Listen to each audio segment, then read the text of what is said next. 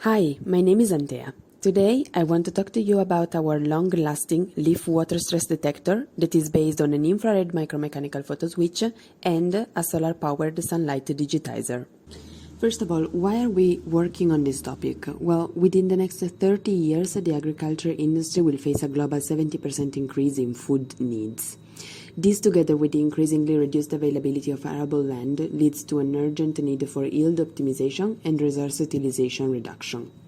So we believe that a high-granularity sensor network that provides real-time data on plants' water stress could help with it. And for this reason, our team has been working on a miniaturized, low-cost, low-power water stress sensor based on our recent advances in zero-power infrared plasmonically-enhanced micromechanical photoswitches, which we are going to use here as a core sensing element and to which I will refer over this presentation as PMP. How much light is transmitted across a leaf in the short wavelength infrared region depends on its water stress level, which is quantified by a parameter called the leaf relative water content, RWC. A well-hydrated leaf has a high RWC, and its transmittance is low in the short wavelength infrared region due to the strong water infrared absorption. While when the leaf starts to dehydrate, the transmittance increases. Such a change can be monitored with our PMP, which is a spectrally selective infrared sensor. The PMP absorption is centered at 1.45 micrometers with a bandwidth of 150 nanometers, where the transmittance of the leaf significantly depends on the RWC. Here, figure A, B, and C show what we envision as a real-life deployment case. The device will be attached right below the leaf under monitoring by a paperclip-like fixture hosting a circuit, 2 mini solar cells for sunlight calibration, a coin battery, and a wireless transmitter for communication. One key aspect of the idea is to use sunlight as the infrared source in order to keep the sensor node fully passive at standby. However, the sunlight is a constantly varying power source, making it challenging to rely on the thresholding method to gauge the water stress in the leaf. For this reason, in this work, for the first time, a self-sustaining sunlight digitizer circuit was designed and integrated with our PMP to bias it only when the sun intensity is within a predefined window, as shown in figure D. Within this window, the percentage of sunlight power change is more than 5 times lower than the expected infrared signal carrying the water content information, which guarantees a reliable detection of water stress in the leaf. When the sunlight is within the desired intensity window, the circuit will output a bias voltage to the PMP, which adjusts the infrared threshold of the latter to a value corresponding to a mild water stress, around RWC 60%. When the PMP is actually triggered due to detection of water stress, it will further connect a battery to a wireless module to notify the growers or an irrigation control system. Without the bias, meaning when the sunlight is outside of the optimal window or when the leaf is healthy, the PMP will remain open, preventing any current draw from the battery. In this slide, we show the schematic of the designed and implemented fully solar-powered sunlight digitizer circuit, consisting of 2 mini solar cells, a voltage regulator, and a window comparator. One of the solar cells is used to power the voltage regulator and the window comparator, and the other one is used as a sensor to monitor the sun irradiance over the day. The sensing solar cell has a parallel resistor in order to improve sensitivity and linearize its output, Vin, which acts as input to the window comparator. The sunlight digitizer circuit is implemented on a specifically designed printed circuit board, a PCB, and a voltage regulator is placed in between the powering solar cell and the window comparator in order to provide a stable VDD to the latter. The window comparator's pins, V-center and V-width, are connected to simple voltage dividers based on variable resistances, which allow us to modify the center and the width of the window according to the time of the year. The window comparator reads V-in from the sensing solar cell, and if the value is within the window, its output, V-within, will be 5.1 volts. Otherwise, it remains 0 volts. This output, 5.1 or 0 volt, is connected to the contacts of our PMP, acting as the bias voltage to reduce and fine-tune the threshold of our PMP to detect the desired water stress level of the leaf. Since the solar cells are sensitive in the visible light spectral band instead of in the short wavelength infrared, in order to confirm that the sunlight intensity in both spectral bands scales in the same way throughout the day and establish the link between them, an online calculator is used to check the sunlight power density in these two bands in different day and time, but also latitude, longitude, and azimuth and tilted angle of the sensing solar cell. This figure here shows that the irradiance in the visible light band varies in a similar manner as the one in the short wavelength infrared band, and for this reason we are therefore relying on a solar cell's output to estimate the power variation in the short wavelength infrared band. In order to find the smallest achievable window for our sunlight digitizer configuration, we connected a DC supply directly to the V-in pin of the window comparator to simulate the sun power varying over the day.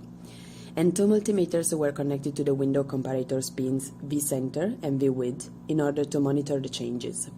Then, by modifying the PCB's resistances of the voltage dividers connected to V-center and V-width pins, we achieved a V-center around 4.6 volts, which is similar to the outdoor sensing solar cells reading around noon. And we got the smallest possible window achieved as 9 millivolts.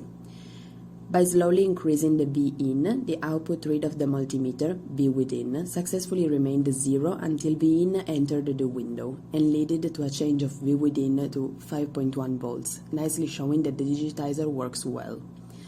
An outdoor measurement showed that around 3 p.m. such small window only lasts for a minute. Also, the online calculator matched that time to a 0.7% change. However, the same percentage change corresponds to more than half an hour around noon. Therefore, it is possible to monitor the plant twice, briefly, morning and afternoon, or instead only once, but for longer, around noon. The percentage change is small enough to ensure a false alarm-free, water stress-dependent 3.7% change in transmittance, which corresponds to a drop of RWC from 100% to 60%. The plus-minus 0.35% fluctuation caused by the sunlight change is well within the additional 1% change that would be needed to get to the plant's wilting point, which corresponds to an RWC equal to 50%. Figure B shows a setup in which we first replaced the PMP with a commercial power meter to measure the power availability in that spot and adjust the light in the setup to have a similar intensity as the actual sunlight, which around 3 p.m. was 277 nanowatt in the narrow band short wavelength infrared region. The PMP was then placed back into the mini vacuum chamber as shown in the actual photos C and D, with the goal of integrating it with the sun digitizer and use its output as a bias for the PMP. First, the PMP's pulling voltage was found to be 6 volt by sweeping rising values of voltage across the PMP through a connected source meter until the PMP closed. Then, the circuit shown in figure A was implemented. To protect the PMP, a 5.1 megaohm resistor was placed in series with the circuit in order to limit the current to 1 microamp. To check the current across the circuit, we used an amp meter, and then we changed the output power of the lamp in order to simulate the changing sunlight over the day. The solar cells of the sunlight digitizer were placed on top of the mini vacuum chamber next to the window under the same light beam reflected from the mirror in the setup reaching the PMP.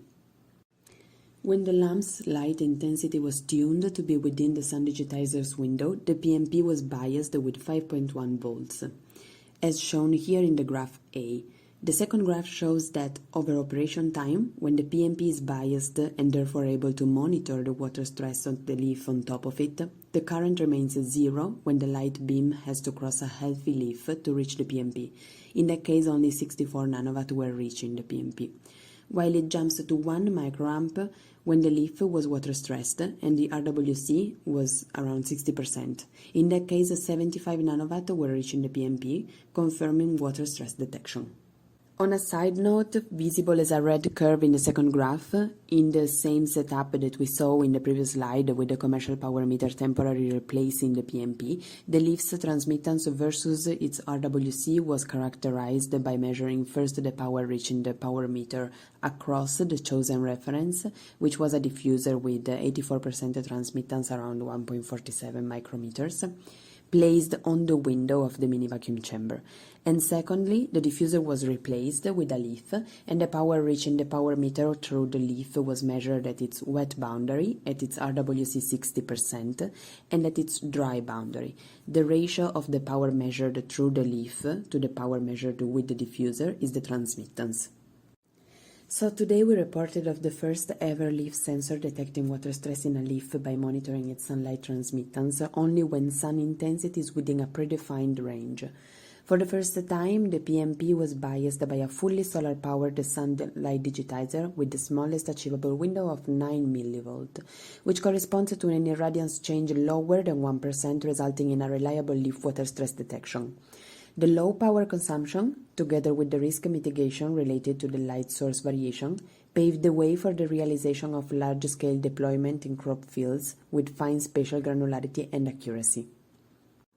Once more, I have to thank my teammates for the everyday support and the great cooperative environment surrounding our research.